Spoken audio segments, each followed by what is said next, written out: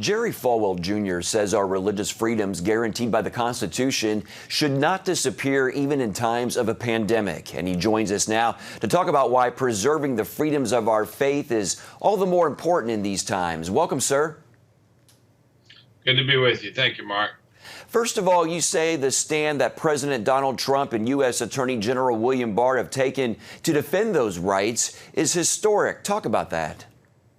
Well, states' rights are very important. Our founders made sure that the states were independent and the federal government couldn't control them. So the president is limited in what he can do to change what some of these blue state governors are doing to shut down their states, I think intentionally to try to destroy the economy.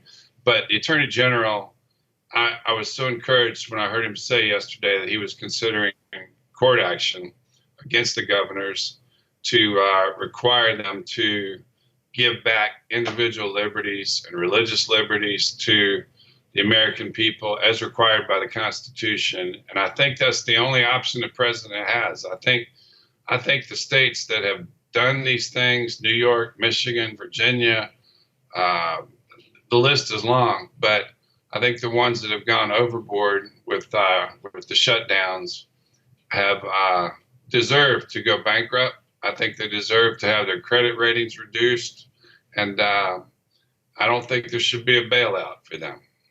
Do you believe that people of faith, especially Christians and Jews, have been discriminated against during these times?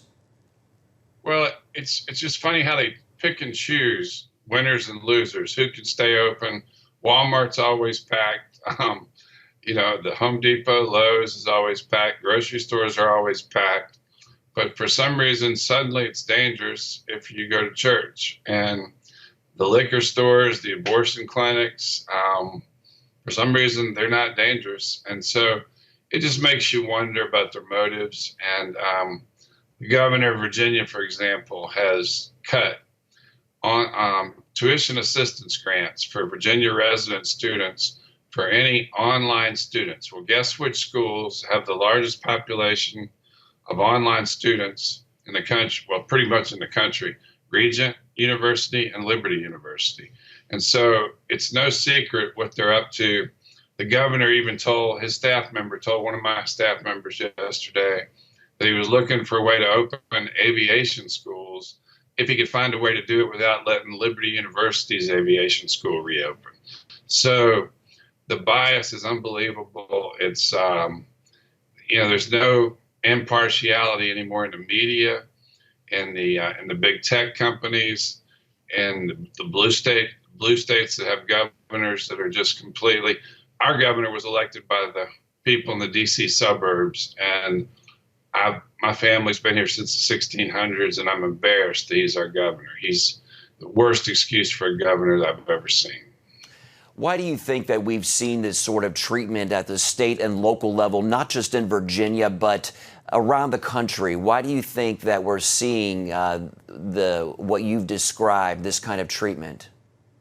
Because liberals used to be of the opinion that they might not agree with you. Back in the 80s, when I was in law school, they would say, I might not agree with you, but I'll die for your right to say it. But liberals nowadays have become authoritarian. And when authoritarians become dominant and they take power, the first thing they try to do is to destroy religion, because religion is a voluntary association of citizens who have no allegiance to anyone except God, and who get together, who talk, who if it weren't for the black churches in the 60s, the Civil Rights Act never would have been passed. And that scares politicians, because they don't like when people bypass them and take action on their own. And that's the big fear they have of Christians and religion in general. And it's obvious to me.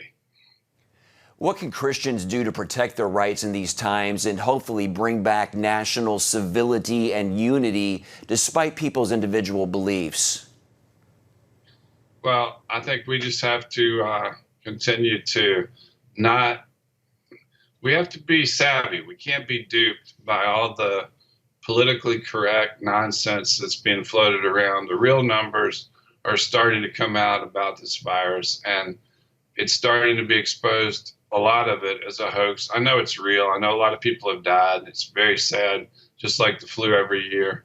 But the numbers are coming in very close to the flu, according to Stanford and to a lot of other researchers. And Christians just need to understand that they don't need to give up their rights because somebody's telling them that there's a disaster, a wolf at the door. It's not a wolf at the door. It's God's in control, and it's not something that we need to just surrender and let government take over because we can't take care of ourselves. We need to take care of ourselves. We need to protect our individual liberties, our religious liberties, and we need to be strong. How do you see God using all of this, sir? Well, I just I think God, has a higher purpose, and I think it'll backfire on the evil that is perpetrating everything that's happening right now. And I think they'll be exposed. I think John Durham is about to expose a lot of the liberals who have committed crimes. John Durham's the U.S. attorney from Connecticut.